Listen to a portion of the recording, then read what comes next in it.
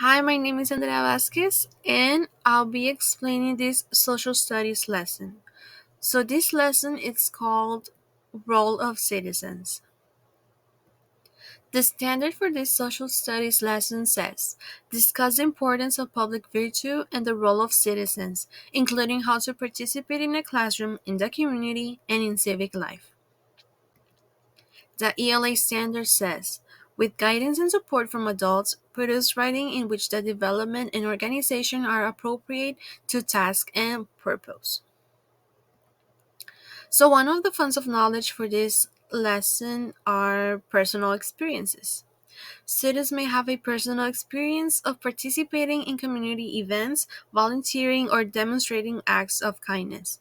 By reflecting on and sharing these experiences, students can draw connections between their own actions and the broader concepts of public virtue and civic responsibility. So now I'll go over vocabulary words. There are 15 vocabulary words. In this section, I'll just go over the words, and maybe on your own time, you can look at the definitions or their descriptions. But I'll just go over the words, okay? So our first word says citizenship, responsibility, community, and civic. Virtue, respect, cooperation, and participation. Democracy, volunteer, service, decision making. Rules, duty, and our last word says right. So now I'll go over the task cards again. On your own time, you can look at their descriptions, you can look at what they say, and I'll just go over the task cards titles. So our first task card says classroom citizenship, community helpers, civic responsibilities kit, decision making. Guest speaker reflection, constitution creation, community mapping, and role playing scenario. And our last two task cards says reflection journal and community cleanup. So now I'll go over the activity for this lesson. It might seem long since it's a 6-step activity, but this activity doesn't need any worksheets.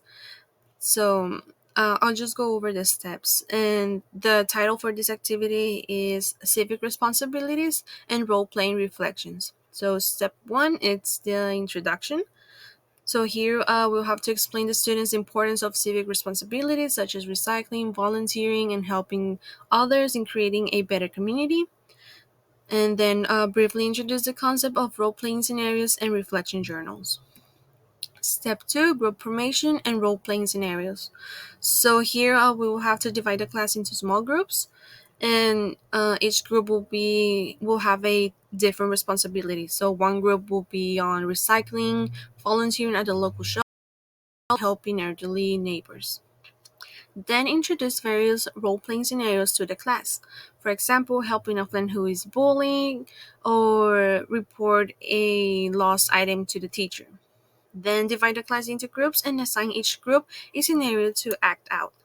Encourage students to think critically about how they will respond in each situation and consider the impact of their actions on others.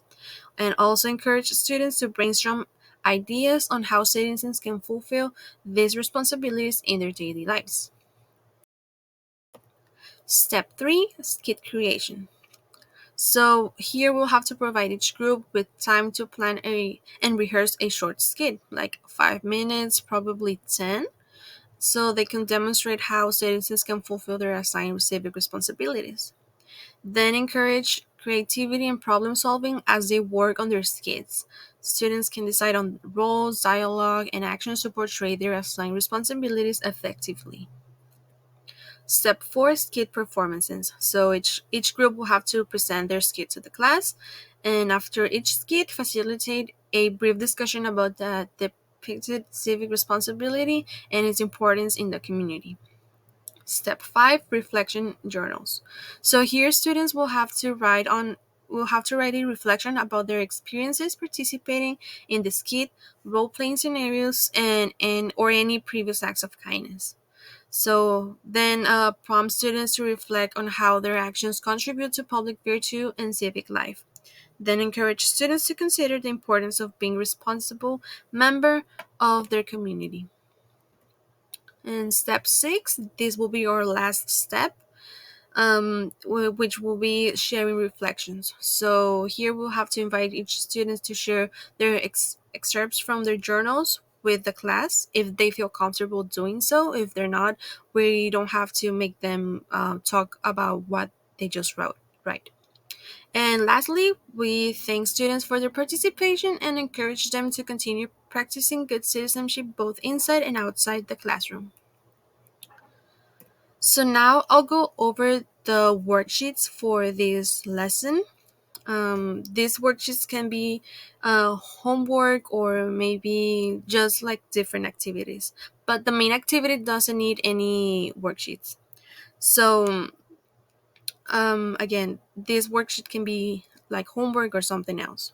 So the first worksheet for this lesson is government and citizenship, which is about rights and responsibilities. So here's an example of how they should look. We have a printable page, and students will have to cut out the hexagon and then paste it with the right description of the word. For example, a responsibility is what? So they have to choose between those two the definitions, and they have to choose the right one. The worksheet number 2 is a little bit probably longer because in order to complete this activity, the students will have to read the following slides to complete the flip book called Citizenship, It's My Duty.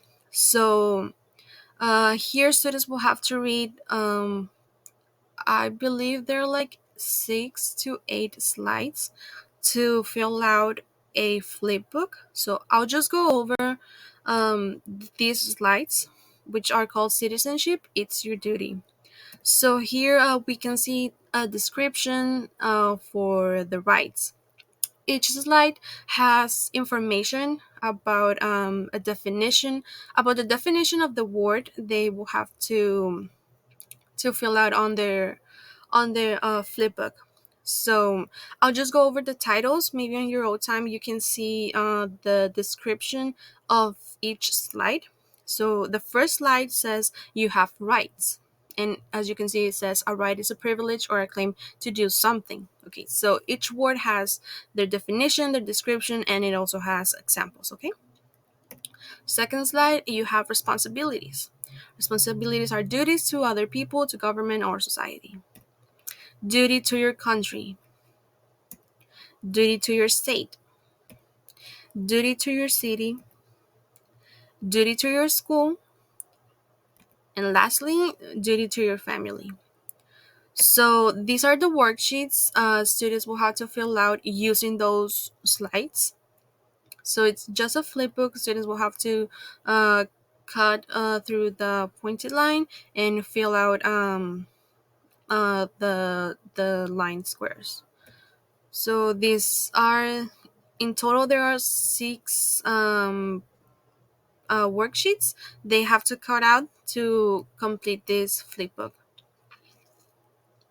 So thank you for your time. Everything that you saw on this video will be linked on the description box, and I hope you really liked it. I hope you enjoy it, and thank you again for your time.